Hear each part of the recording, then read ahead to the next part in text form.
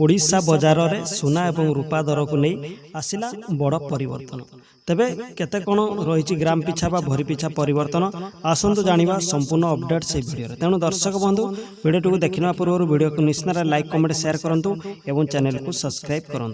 तेबे दर्शक प्रथम जाना 24 कैरेट गोल्ड प्राइस तेबे दर्शक 1 ग्राम को रही 15,704 टंका, 8 ग्राम को रही 1,25,632 टंका, 10 ग्राम को रही 1,57,040 टंका एवं 100 ग्राम को रही 15,70,400 टंका।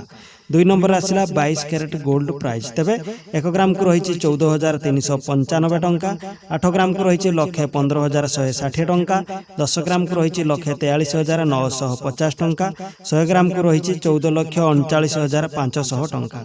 3 नंबर आसला 18 कैरेट गोल्ड प्राइस तेबे 1 ग्राम को रही 11,778 टंका, 8 ग्राम को रही 94,224 टंका, 10 ग्राम को रही 1,17,780 टंका, 100 ग्राम को रही 11,77,800 टंका।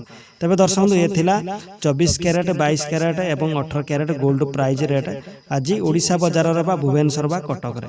4 नंबर आसला आपण मानकर सिल्वर प्राइस बा रूपा दर तेबे 1 ग्राम को रही 280 टंका, 8 ग्राम को रही 2,240 टंका, 10 ग्राम को रही 2,800 टंका, 100 ग्राम को रही 28,000 टंका एवं रूपा 1 केजी को रही 2,80,000 टंका। तेबे दर्शक आज सुना एवं रूपा दर अपडेट्स आपण माने पाइले एई वीडियो रे।